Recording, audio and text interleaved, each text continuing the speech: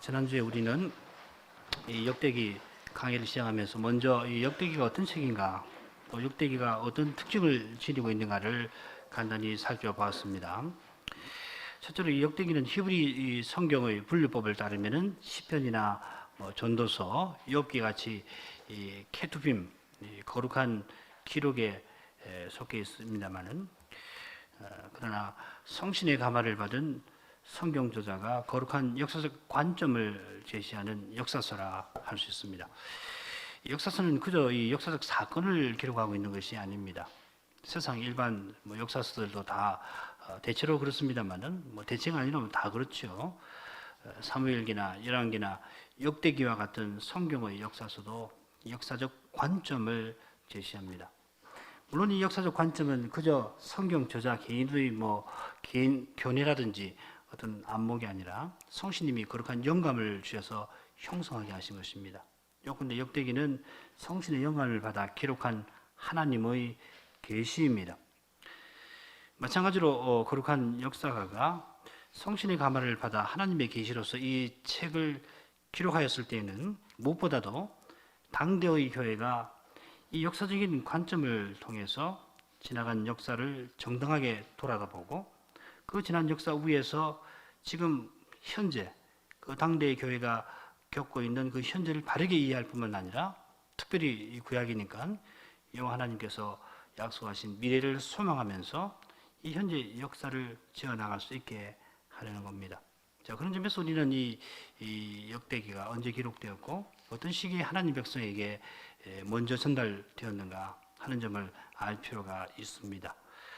물론 역대기의 정확한 작성 연도를 알기가 어렵고 역대기의 계시를 처음으로 받은 교회가 어떤 상태에 있었는가, 정확히 어떤 상태에 있었는가는 잘 알기 어렵습니다만은 역대기를 면밀히 살펴보든지 혹은 에스라, 느헤미야, 그리고 학개라든지 스가랴라든지 또 말라기 이런 예언서를 참조해서 보면은 그 대략적인 내용은 우리가 알 수가 있습니다.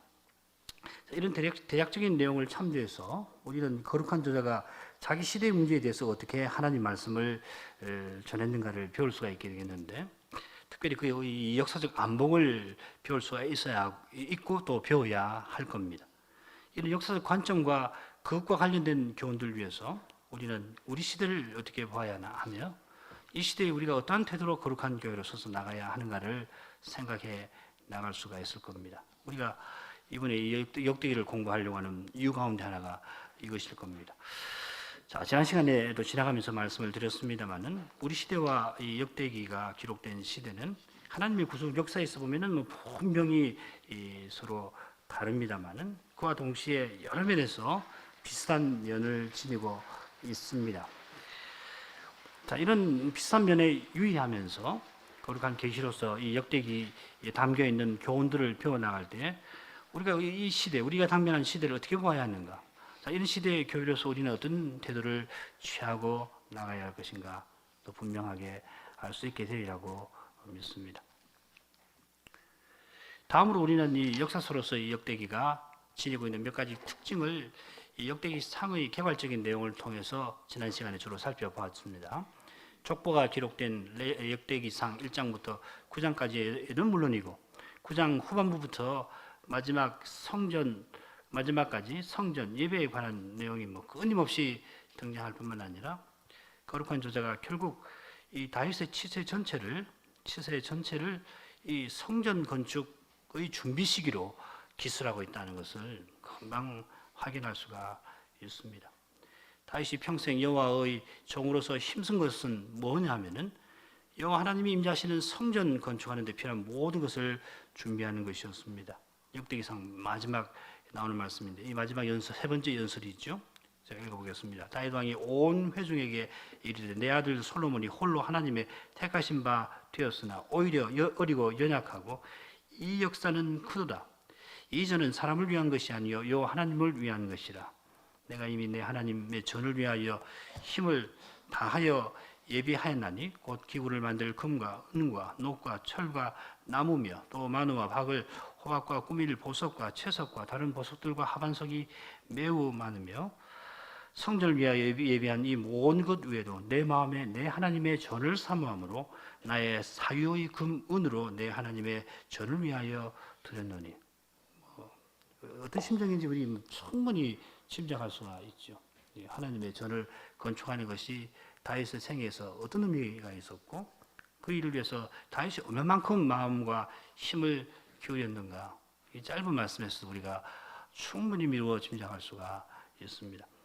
그처럼 역대기 하루 넘어가도 계속 성전 건축과 관련된 기록들이 이어집니다. 역대기 하 1장부터 하라고 전하십시오. 역대하 1장부터 9장까지가 솔로몬의 치세에 관한 내용이 되는데요.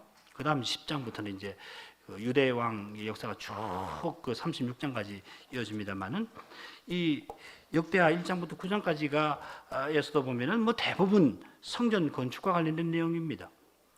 뭐 역대기하 3장부터 8장까지는 뭐 직접 성전 건축과 관련되는 내용이고 그 이전이나 그 이후의 내용도 성전 건축과 간접적으로 관련되어 있음을 알 수가 있습니다. 솔로몬이 그 치세에서 행한 일이 마치 성전 건축뿐이라고 하는 인상을 줄 만큼입니다. 따라서 이 열왕기의 상에서 우리가 접할 수 있는 그런 내용들, 가령 솔로몬이 말년에 배도하는 내용 뭐 전혀 나오질 않고, 그리고 심지어 애굽 바로의 딸을 취한 이야기에서도 성전의 주제가 여기서는 두드러집니다. 같이 한번 읽어볼까요? 솔로몬이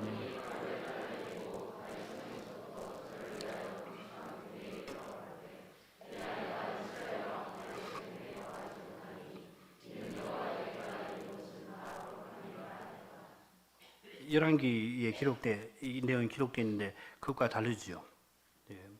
다른 면이 있죠. 바로의 딸이니까 다윗 궁에는 가할 수 없는데 이유가 뭐냐면 여호와의 궤가 이런 곳은 다 거룩하니까 안 된다는 거예요. 참 흥미로운 내용이죠. 우리가 이제 이 부분 공부할 때 그 내용을 생각을 해야 될 겁니다. 마찬가지로 역대하의 마지막 내용도 역시 성전에 관한 기록으로 끝이 납니다. 같이 한번 읽어봐야 되겠는데요. 제가 짝수절 여러분 홀수절 읽어주십시오. 아니 17절부터니까는 제가 홀수절 여러분이 짝수절 읽어야 되겠습니다. 그리고 23절은 함께 읽으면 되겠습니다. 17절 제가 읽겠습니다. 하나님이 갈대아 왕의 손에 저희를 다 붙이심에 저가 와서 그 성전에서 칼로 청년을 죽이며 청년 남자와 노인과 백발 노홍을 긍휼히 여기지 아니하였으며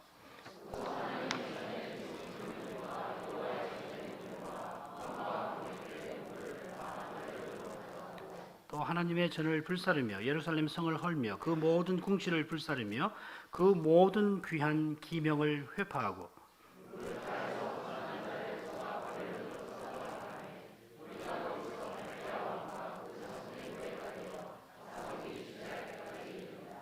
이에 토지가 황무하여 안식년을 누림같이 안식하여 70년을 지내었으니 여호와께서 예레미야의 입으로 하신 말씀이 응하였더라.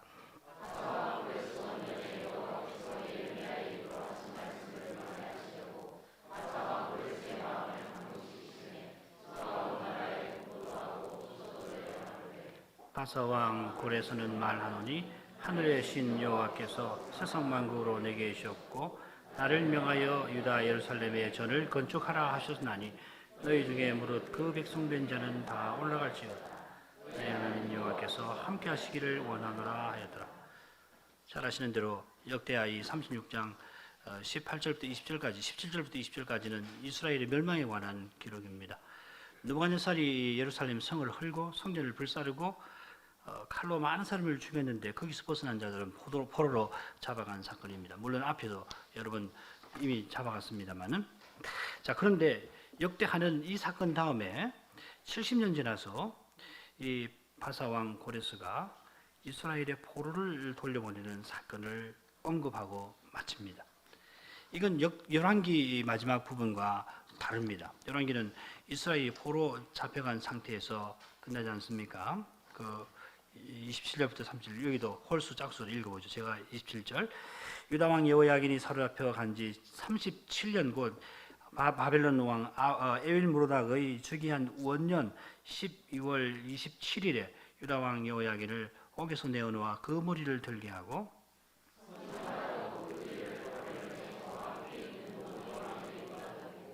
그 죄수의 의복을 바꾸게 하고 그 평생에 항상 왕의 앞에서 먹게 하였고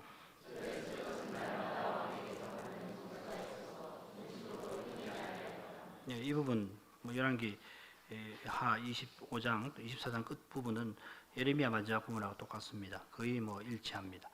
요야김의 아들 여호야긴이 느부갓네살 제8년에 포로 잡혀갔다가 그게 주전 597년이 되는데 그로부터 37년이 되어서 느부갓네살의 아들 에일무로닥 주기년에 옥에서 놓여 그 바벨론 왕의 호위를 입습니다. 이 예레미야의 예언대로 된 것이죠. 예레미야가 진즉 이렇게 하라고 그런 거 아니에요. 바벨론에게 투항하라. 이게 하나님 뜻이다. 그랬단 말이죠. 그러니까 민족주의자들이 예레미야 선자를 그게 뭔 소리냐. 네가 나라를 팔아먹는 매국노구나 하고서 예레미야를 아주 핍박을 하게 되잖아요. 그러나 이 국수주의자들, 민족주의로 자처했던 사람들은 다 망하고 결국은 예레미야 예언대로 된 건데요. 말씀드린 대로 열왕기 25장은 예레미야 52장과 아주 비슷하게 되었습니다. 열왕기는 이스라엘 율왕의 실패 역사를 길게 쓰는데 그 끝에 역사 끝에 이스라엘의 멸망을 아주 인상 깊게 언급하고 있습니다. 이스라엘 왕이 이 바벨론의 포로 상태에 있는데 그 포로 잡혀간 나라의 왕의 호위를 입었다 하는 것이죠, 그죠? 반면에 역대기는 비슷한 역사 시기를 다루고 있으면서도 그 끝에 이스라엘의 회복을 인상 깊게 언급합니다. 물론 그 내용은 별로 길지가 않습니다만은 열왕기와는 분명한 차이를 보이고 있습니다. 그 내용이 길지 않은 이유는 기록할 만한 역사가 그만큼밖에 전개되지 않았기 때문일 겁니다. 게다가 짧긴 해도 이 포로에서 회복된 역사를 압축하는 내용이 거기 들어 있습니다. 그 내용을 한마디로 하면은 이스라엘의 배도에 대한 심판으로 파괴되었던 성전이 하나님 은혜로 재건된다는 것입니다.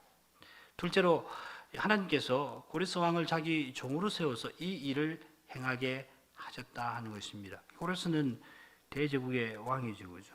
그러니까 우리 지난번 다니엘 공부할 때도 생각해 봤습니다만은 이 느부갓네살이 등장하고서는 역사 시기는 그리스도 오실 때까지 아주 특이한 시대로 전개되지 않습니까? 세계 제국의 시대로 전개가 되는 거거든요. 전에는 이스라엘 나라에 국한되었다면 하나님의 통치 범위가 세계 제국으로 확대가 되어서 전개가 되어가는데 느부갓네살도 그랬고 특별히 고레스는 페르시아 왕이지만은 사실상 여호와의 종으로 쓰임을 받거든요. 이스라엘로 보면은 페르시아의 속국입니다만은 그런 형편없는 이스라엘을 통해서 이스라엘의 왕이 하나님인 여호와께서는 오히려 이전보다도 훨씬 큰 일을 행하고 계시고 그 일은 어떤 의미가 있냐면은 이 로마 시대에 그리스도 오실 일을 준비하는 일을 이 시대에 하고 계셨던 것입니다. 그게 다니엘서에서 우리가 배울 수 있는 중요한 내용 아닙니까? 오늘도 그 이야기 좀 할 건데요. 이건 이사야 선지의 예언을 실현한 것이기도 합니다. 셋째로 고레스 왕이 성전 재건의 의미를 이스라엘 백성에게 분명히 알리고 있습니다. 너희 하나님 여호와께서 함께 하시기를 원하노라. 우리가 지난 시간에도 잠시 생각해 봤습니다만은 한낱 사람의 눈에는 이스라엘이 포로에서 돌아와서도 여전히 페르시아의 지배하에 있습니다만은 속국입니다만은 왕도 없이 속국으로 있습니다만은 수르바벨이 유다 자손이지만은 왕 아니지요. 그러나 믿음의 눈에는 이스라엘의 황금 시절과 마찬가지로 하나님이 함께 하시는 성전이 세워진다 하는 것입니다. 성전 기초가 놓이던 날에 어떤 일이 있었는 거 기억을 하실 겁니다. 제가 12절, 13절 읽어주십시오. 에스라 3장 12절, 13절 제사장들과 레위 사람들과 족장들 중에 여러 노인은 첫 성전을 보았던 거로 이제 이 전 지대의 노임을 보고 대성통곡하며 여러 사람은 기뻐하여 즐거이 부르니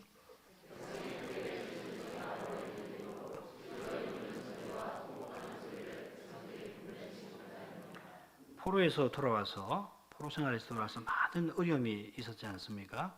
특별히 이제 원주민의 방해가 아주 극심했고 그렇지만은 선지자의 이 말씀을 힘입어서 이스라엘이 마침내 성전 지대를 놓게 되었는데 그때 한편으로는 하나님 은혜를 즐거워하게 하였습니다만은 다른 한편으로는 그 눈에 보이는 형편이 지난날 그 솔로몬 성전의 그 영화에 비할 때 초라하게 그지없는 것을 보고는 노인들이 통곡을 하였습니다. 그럴 때 학개 선지자는 믿음의 눈으로 현실을 볼 수 있도록 하나님 말씀을 전해줍니다. 같이 읽어보죠. 너희 중에 남아있는 자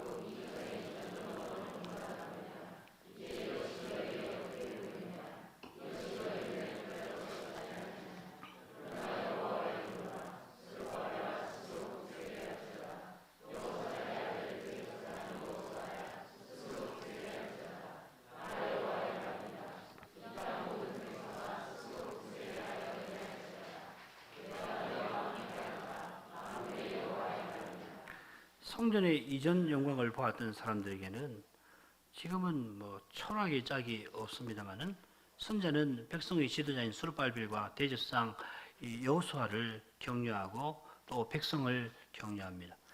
선지자가 지도자와 백성을 격려할 수 있는 근거가 뭡니까? 그건 바로 이 성전에 여호와께서 임재하셔서 그들을 만나 주시는 사실입니다. 여호와 하나님, 그들과 함께 하시는 여호와께서 그 근거가 되시는 겁니다. 다윗이나 솔로몬이 성전을 지을 수 있었던 것, 그 나라를 황금 시대를 열을 수 있었던 것도 그들이 탁월해서가 아니라 여호와 하나님이 그들과 함께하여 주셨기 때문입니다. 그건 뭐 열왕기나 사무엘기 다 나오는 이야기입니다. 그 하나님께서 이제 포로에서 돌아온 이 백성들과 함께해 주신다면은 비록 눈앞의 현실은 초라하기 짝이 없고 사람으로서는 계속해서 좌절하지 않을 수가 없을지라도 그러나 하나님은 틀림없이 성전 재건의 일을 다 이루어 주실 것일 겁니다. 그런데 학개 선자는 한 걸음 더 나아갑니다. 선자는 이전 영광보다 낮은 영광이 크리라 하고 선언합니다. 같이 읽어보죠. 이전에 낮은 영광.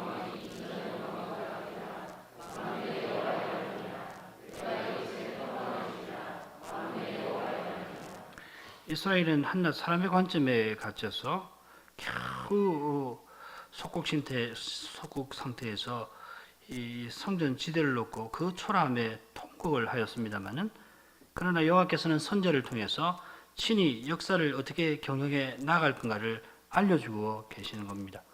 그들이 성전 지대를 놓을 수 있었고 마침내 성전을 지을 수 있는 유일한 이유가 여호와께서 그들과 함께 계시는 데에 있듯이 여호와 하나님이 그들과 함께 하셔서 이전 영광보다 더 큰 영광을 나타내시려고 한다면 얼마든지 나타내실 수가 있는 겁니다. 여호와 하나님은 그 원하시는 뜻을 이제 더욱 성취해 나가실 겁니다. 솔로몬의 성전의 영광과 비할 수 없이 큰 영광을 이제 드러내 보이시려고 하시는 겁니다. 모든 것이 여호와께 있고 중요한 것은 여호와 하나님 우리와 함께 하시는가 하는 것입니다. 사람의 눈에는 보잘것 없을지라도 여호와의 눈은 이전 시대보다 더 위대한 시대를 내다보고 계시는 겁니다.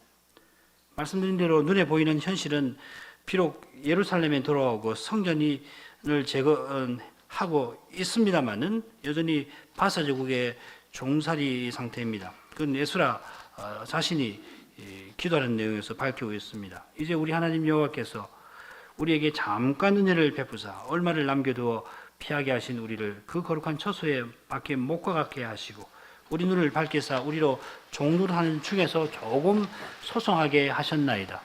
우리가 비록 노예가 되었사오나 우리 하나님이 우리를 그 복역하는 중에 버리지 아니하시고 바사 열왕 앞에서 우리로 긍휼히 여김을 입고 소송하여 우리 하나님의 전을 세우게 하시며 그 퇴락한 것을 수리하게 하시며 유다와 예루살렘에서 우리에게 우를 주셨나이다.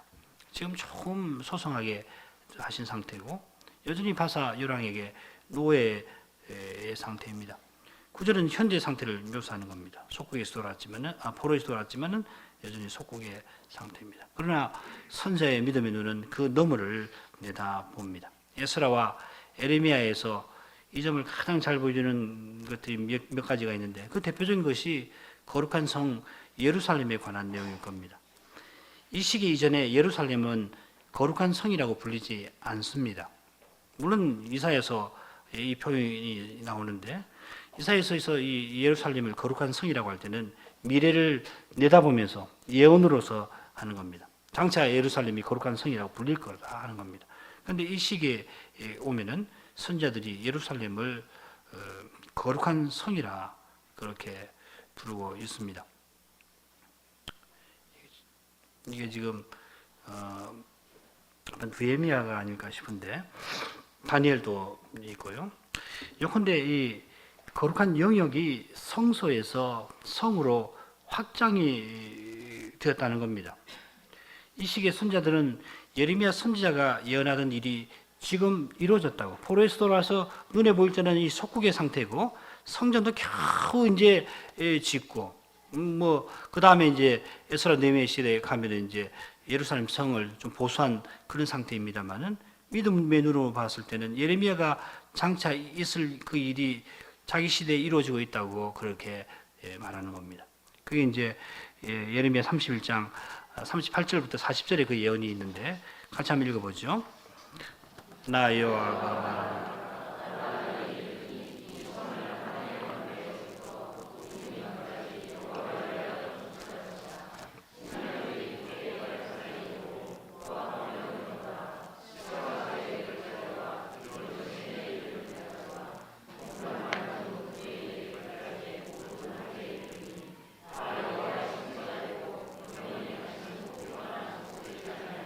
여기 보면 여호와의 성지가 되고 예루살렘 성 전체가 이 거룩한 곳이 된다 하는 것입니다.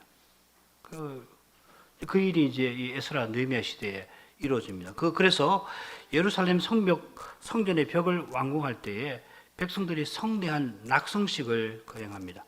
우리가 역대 하에서 이제 이 내용을 길게 배울 텐데 이전에는 솔로몬이 성전을 짓고서 이 성대한 낙성식을 거행을 하거든요. 그게 이제 역대에 가면은 뭐 길게 나옵니다.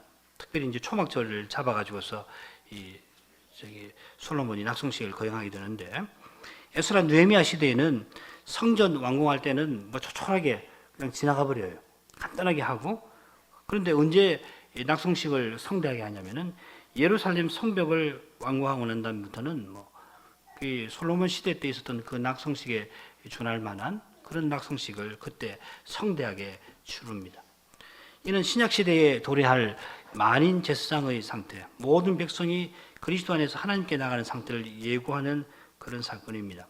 아주 인상적인 것이 뭐냐면 모든 백성들이 남녀로 나눠서 성벽을 쭉 타고 돌면서 찬송을 부르는 장면입니다. 이전에 다윗 때에 와가지고서 우리 이제 배우겠습니다만은 레위인들이 레위 찬양대들이 하던 일들이 더 확대가 되어서 에스라 느헤미야 시에 오면은 백성들이 그 일을 하게 되는 겁니다. 그리고 이제 예루살렘 성이 백성들이 사는 이 성이 이 거룩한 곳 성소가 되는 거예요. 그러니까 신약 시대 직전에 그 단계로 도약을 하는 것이죠. 눈에는 뭐 석국이고 사람 눈에는 뭐 힘도 없고 형편없는 상태였지만은 하나님께서는 그런 상태의 이스라엘을 통해서 실은 훨씬 더 구원의 영역을 하나님 하시는 일의 범위를 확대를 시켜주셔서 신약시대에 한 걸음 더 나아가도록 그렇게 해주셨다는 겁니다. 자, 이런 거 우리 이제 역대기에서도 공부하고 앞으로 에스라 느헤미야 시대에 대해서 공부를 하게 된다면은 확인을 그때 구체적으로 해볼 겁니다. 여러 가지 특징이 있습니다. 자, 비슷하게 이 학계 선지자가 보잘것없던 성전터에서 바로 이 사건, 이 일을 내다보고서 성전의 나중 영광에 관해서 예언을 하는 겁니다. 그러니까 성전의 나중 영광은 신약 시대 이야기가 아니고요. 물론 신약 시대도 포함되는 거지만은 에스라 느헤미야 시대에 나타날 영광을 그렇게 예언한 것입니다. 비슷하게 역대기의 거룩한 저자도 고레스 왕이 하늘의 하나님의 명을 받아 성전을 짓게 되는 사실, 너희 하나님 여호와께서 함께 하시기를 원한다는 고레스 왕의 소원을 그 마지막에 언급함으로써 포로에서 돌아온 백성들의 낙담하기 쉬운 마음을 지금 붙들어 주려 하는 것입니다. 하나님이 다윗이나 솔로몬을 들어서 성전을 건축하시기도 하시고 원하시면은 심지어 고레스를 들어서도 하시는 것입니다. 대제국의 황제인데 하나님이 종으로 삼아서 그 원하시는 일을 다 이루시는 거 아니에요? 그러니까 다윗을 들어서 그 뜻을 행하실 때보다도 그 범위에서 더 넓어진 면이 틀림없이 있는 거란 말이죠. 중요한 것은 하나님이 함께 하시는 거고 하나님의 뜻입니다. 눈앞의 현실이 아무리 힘들게 전개되더라도 그래서 사람 생각으로는 이 당면한 현실이 도무지 가망이 없어 보이더라도 하나님이 우리와 함께 해주시고 우리가 하나님의 거룩하신 뜻을 쫓아 행한다면은 하나님은 친히 그 거룩하신 뜻을 우리를 통해서 반드시 이루실 것입니다. 우리가 소위 이 후기 기독교 시대를 살아가고 있는데 포스트 크리스티애니티라고 그러잖아요. 이 역사에 유례 없는 세습과 현상을 경험하고 있고 배도의 거센 물결을 맞닥뜨리고 살고 있습니다. 우리 한국교회가 외형적으로 급성장해왔던 것은 실로 20세기의 그 예외적인 현상이라고 할 만한 것입니다. 세계 교회사에서 유례가 없는 그런 현상입니다. 그러나 외형적으로는 급성장해왔지만은 내실에서는 얼마나 취약했던지 굳이 말씀드리지 않아도 뭐 잘 알고 계실 겁니다. 더욱이 그 취약한 내실에서는 내실 때문에 한국교회가 급속히 약화되리라 하는 징후는 이미 속속들이 나타나고 있습니다. 금년 9월이면 교단 총회가 있는데 어느 대형 교단은 처음으로 교인 통계가 감소됐다는 사실을 총회에서 인정을 했다고 합니다. 무려 2만 명이나 감소했다고 합니다. 이게 굉장한 일이에요. 한 번도 이 교단 인구 교인 수를 보고할 때 추려본 적이 없거든요. 늘 성장세지요. 그래서 우스갯소리로 한국 개신교 총회에서 보고되는 교인 수를 다 합하면 한국 인구보다 더 많을 거다. 그게 맞는지 없는지 모르겠지만은 그런 우스갯소리도 있을 만큼 아니에요. 그만큼 허수가 많죠. 한 사람이 이쪽에도 교인이 되고 저쪽에도 교인이 되고 뭐 그러는지.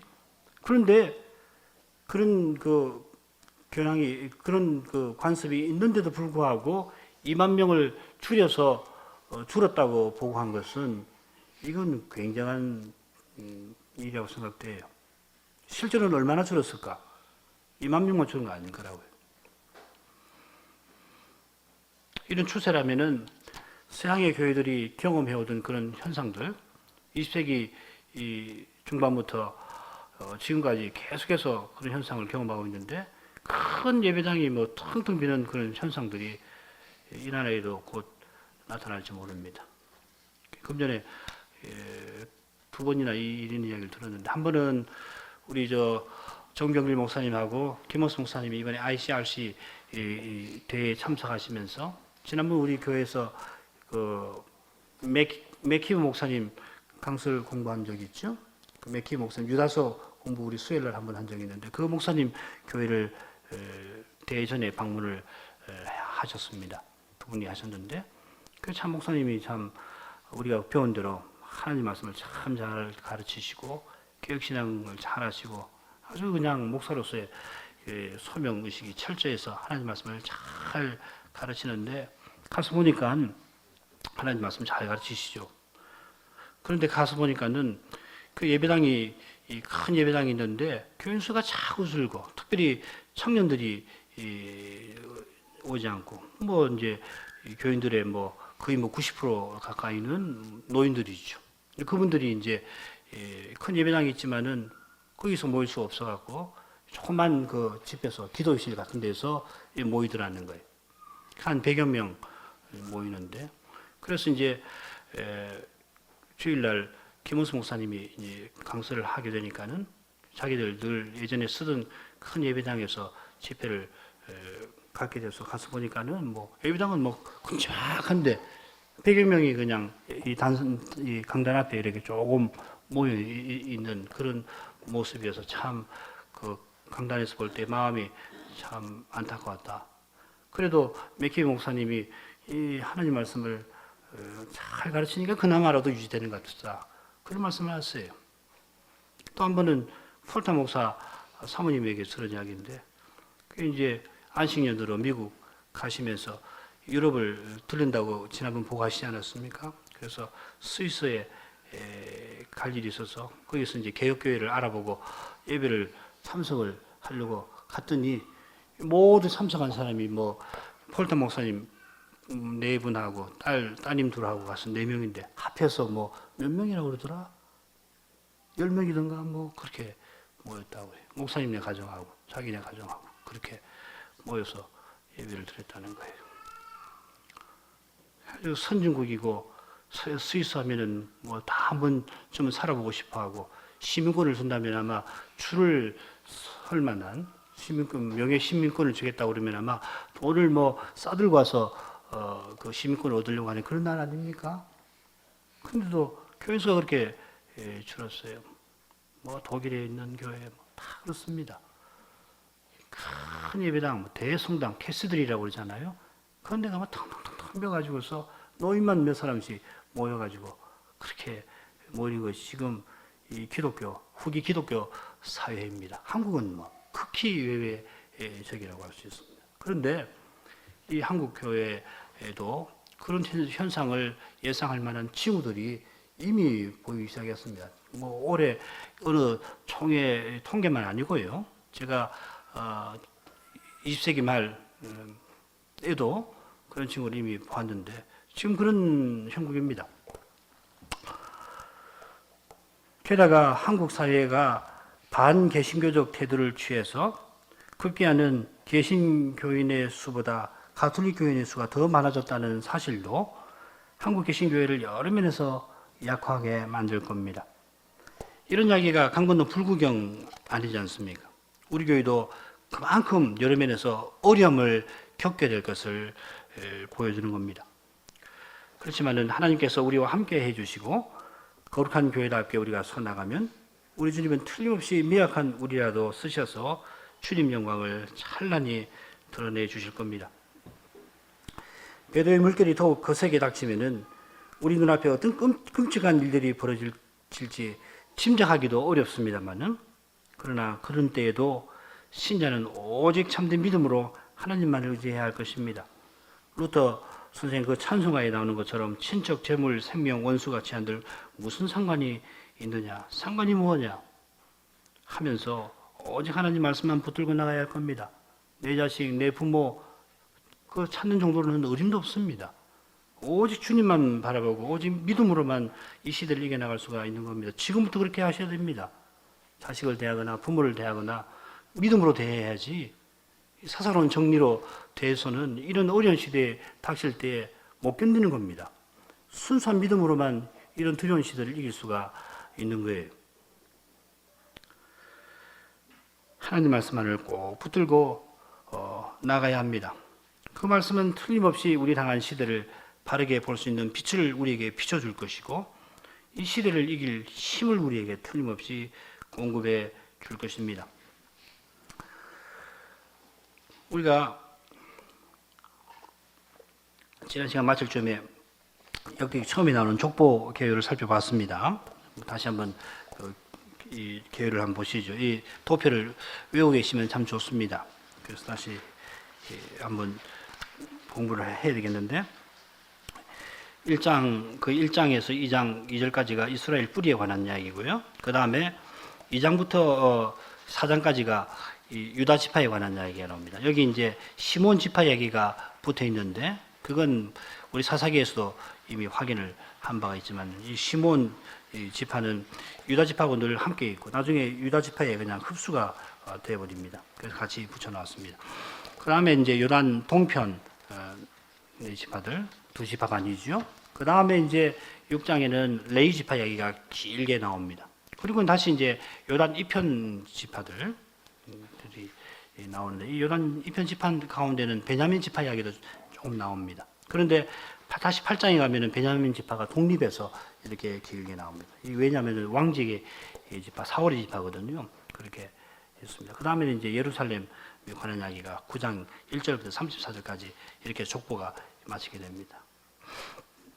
외울 수 있겠죠, 그죠? 처음에 이제 이스라엘 뿌리가 있고, 그 다음에 왕직 유다 지파와 시몬 지파가 2장부터 4장까지, 그 다음에 이제 5장에는 요단 동편 두 지파 반이 있고, 그 다음 6장은 레위 지파가 나오고, 그 다음에 7장은 요단 이편에 나머지 지파들, 그리고 또 8장은 베냐민 왕직 지파, 그리고 9장 1절부터 30절까지는 예루살렘 되어 있습니다. 그러니까 유다 지파에 초점이 가 있고, 그 다음에 또 어디 초점이 가 있습니까? 예루살렘에 초점이 가 있고, 그 다음에 이스라엘의 뿌리, 하나님이 이스라엘을 택하신 거, 거기 초점이 가 있습니다. 그래서 되게 이런 교사적인 구조를 가져 있을 때는 맨 처음, 중간, 마지막 여기에 관심이 가게 되어 있거든요. 자, 유다 족보의 개요는 이 역대기의 저자가 어떤 관점에서 족보를 기록해 나갔는가를 분명히 보여줍니다. 중심에 레이지파가 오는데 이건 역대기가 성전과 예배를 강조하는 그 역사적 관점과 일치합니다. 좀 더 정확히 말하면은 레이지파 중에서도 제사장 가문보다는 레위인 가문이 강조되고 찬양대가 강조가 됩니다. 그 밑에 기호 보면은 금방 아실 수가 있죠, 그죠? 예, 지난 시간에도 공부를 했습니다. 자, 그다음 우리가 이 열왕기를 읽을 때에 솔로몬 왕의 치세로부터 해서 남쪽 유다 왕들과 북쪽 이스라엘 왕들의 역사를 줄곧 접합니다. 열왕기는 그렇죠, 그죠? 남쪽 왕 이야기 갔다가 북쪽 왕 이야기 갔다가 또 열왕기 상 뒷부분부터 열왕기 하 앞에는 주로 이제 아합 시대 엘리사 이야기가 많이 나오죠. 나오는 이유가 뭐 때문이냐면 남은 자 사상 때문에 그 이야기가 굉장히 길게 나오거든요. 열왕기 상 18장 8장부터 해가지고 열왕기 하까지 있는 엘리사 얘기가 쭉 나오잖아요. 그래서 남은 자 사상 때문에 그 내용이 길게 나오는데 역대하 10장 이하에 보면은 이 솔로몬 치세 그 다음부터인데요. 북쪽 이스라엘 이야기는 뭐 별로 없습니다. 이틀에도 이 남쪽 이 유다와 관련해서 조금 나오고요. 전부 다 남쪽 유다 이야기가 나옵니다. 남쪽 유다 왕들의 이야기가 나오고 있습니다. 그러니까 뭐 엘리사 이야기 같은 거 뭐 기대하기 어렵습니다. 자, 그 이유는 다윗 가문의 정통성과 관련이 되겠습니다만은 조금 더 중요한 것은 이 근본적으로 성전이 이 남쪽 유다의 수도인 예루살렘에 있기 때문에 그렇습니다. 이런 족보에서 우리가 확인을 할 수가 있습니다. 그래서 족보의 맨 마지막 내용은 예루살렘에 가는 내용이거든요. 여호와 하나님께서 성전에 그 이름을 두신 바로 그 사실에 이스라엘의 정체성이 있고 그처럼 이스라엘이 거룩한 백성으로 서나가게 하시려고 다윗 가문을 일으키신 것이죠. 그 다음 나눈 내용은 이 유명한 그 다윗 언약이라고 불리는 부분인데 역대기 17장에 나오고 같은 내용이 이 사무엘하 7장에 나옵니다. 지금 시간 관계상 제가 읽지는 않겠는데 한번 되게 돌아가셔서 한번 이 부분 한번 대조해서 쭉 보시면 뭐 거의 같습니다. 거의 같은데 조금 번역상 뭐 번역을 하는 것이니까 역대기상하고 사무엘하에 번역하느라고 조금 말이 조금 늘어나고 줄어든 것 있고 뭐 있는 것이 있고 뭐 거의 똑같은데 결정적으로 다른 것이 이 맨 마지막 부분입니다. 이 부분을 읽어볼게요. 열왕기 상 17장 14절 내가 영영이 그를 내 집과 내 나라에 세우리니 그 위가 영원히 경관이라 하셨다. 이렇게 되어 있고요. 열왕기 사무엘하 7장에서는 내 집과 내 나라가 내 앞에서 영원히 보존되고 내 위가 영원히 견고하리라 하셨다. 이렇게 되어 있어요.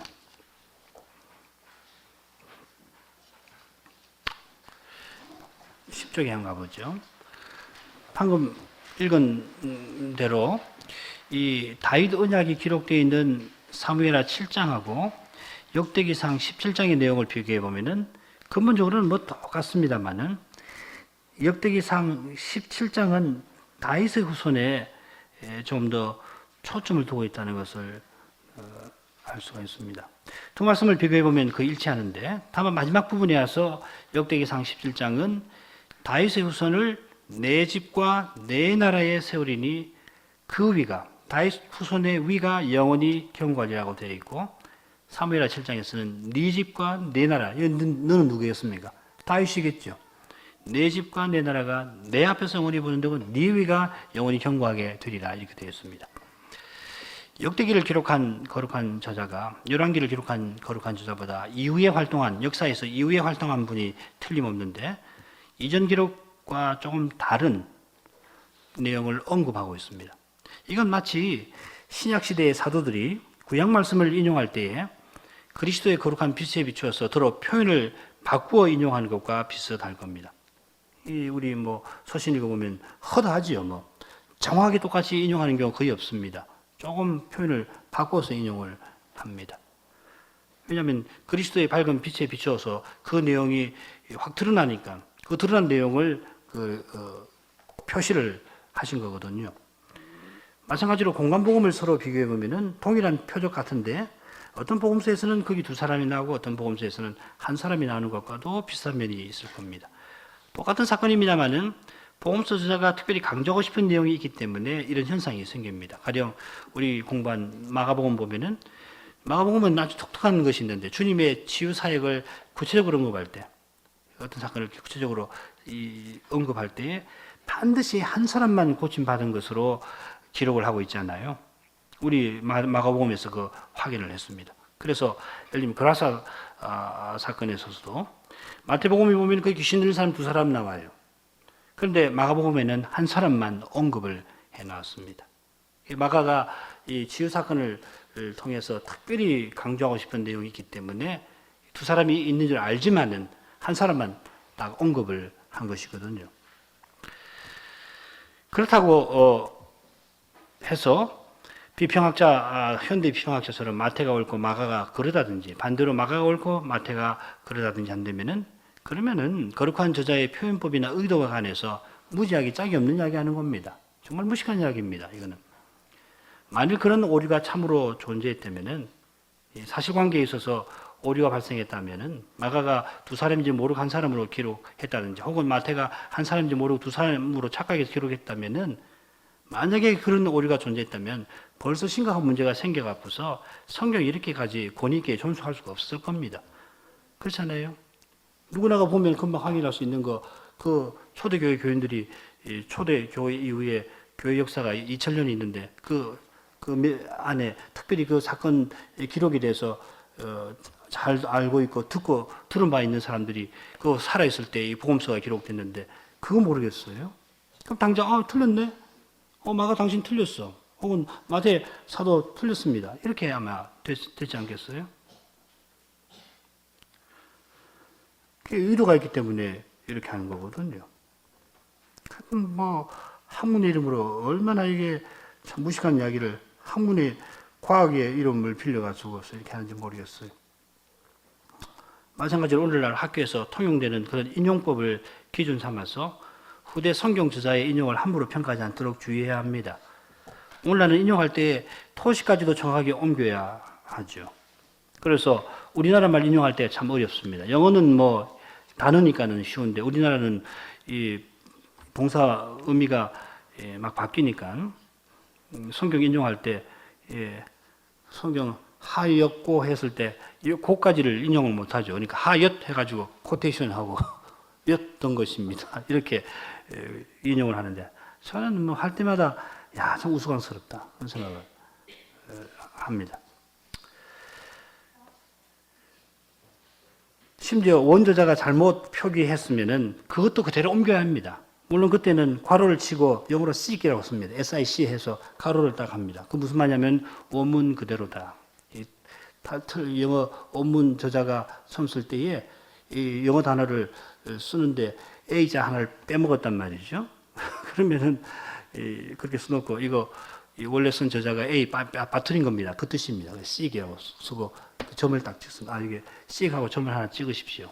그렇게 가로 안에다 그렇게 합니다. 원문 그대로 이 말입니다.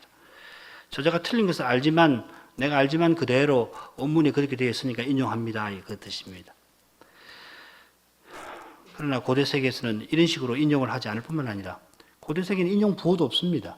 오늘날은 인용 부호를 코테이션 2개 하고 뭐 다 방법이 있습니다만 고대는 인용 부호 없습니다. 말씀드린 대로 성경 저자는 성신의 영감을 받은 분들이어서 이전의 계시를 인용할 때 그 전하려는 목적에 맞게 표현을 들어 바꿀 수가 있습니다. 자, 그렇다면은 역대기 저자가 나단을 통하여 다윗에게 주신 하나님의 계시의 내용, 즉 다윗 언약에서 가장 핵심적인 내용을 어떻게 다르게 표현을 하고 있습니까?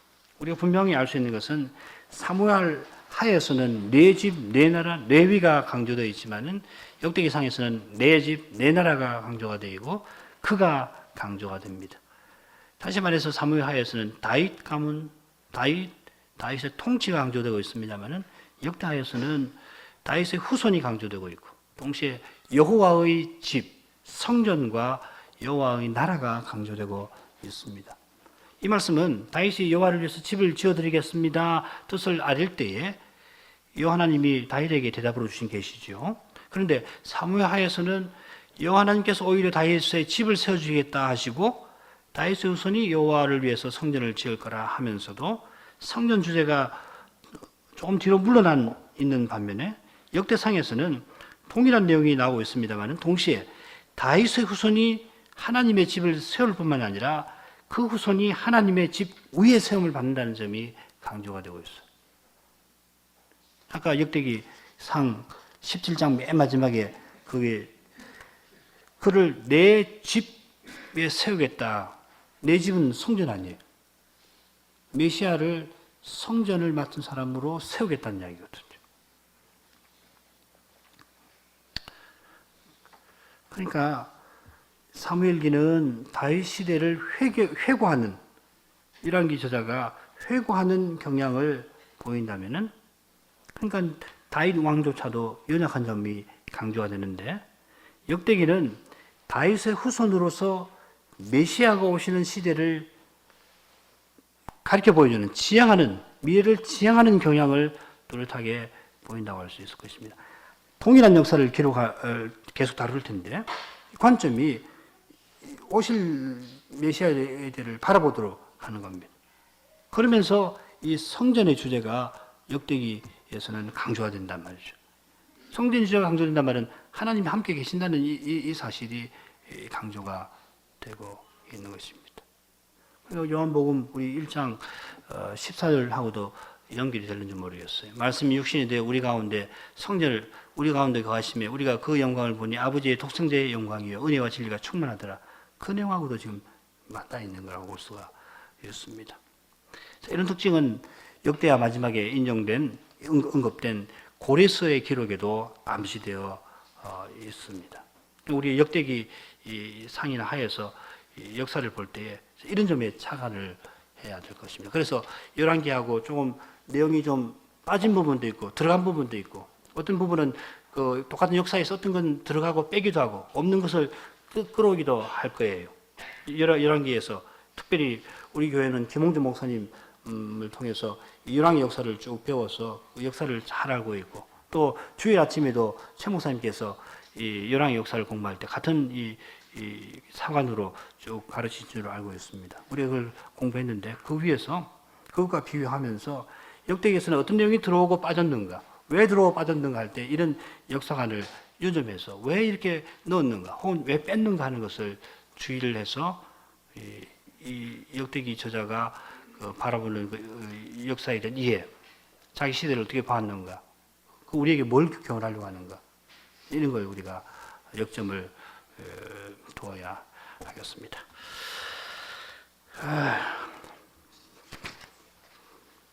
이만큼 하죠. 저 11절부터는 다음 주에 여기 역대기 족보 이 부분도 구체적으로 이어서 하도록 하겠습니다. 오늘 시간이 갔으니까 이만큼 하십시다. 같이 기도하십시다. 거룩하신 하나님, 인생이 타락한 후에 죄인을 긍휼히 여겨주시고 거룩한 사랑을 나타내 주셔서 저 인생이 하나님 은혜로 말미암아 하나님을 가까이 할 수 있게 하시고 하나님 말씀을 면면히 전하고 받을 수 있게 하시는 것을 감사합니다. 이 은혜의 사실과 거룩한 사명 수행을 떠나서는 인생이 누구이며 인생이 무엇인지 잘 알 수가 없겠사오나 하나님 말씀을 통해서 이 거룩한 진리를 저에게 깨닫게 하여 주시나이다. 저희가 비록 소수가 모여서 하나님을 예배할 뿐만 아니라 저희 당한 현실이 점점 어려워져 갈지라도 이 진리의 거룩한 빛 가운데에서 참된 믿음으로 저희 현실을 이기고 나가게 하실 뿐만 아니라 저에게 주신 이 거룩한 사명을 힘써 행하고 나갈 수 있게 하옵소서. 주 예수님 이름으로 기도합나이다. 아멘.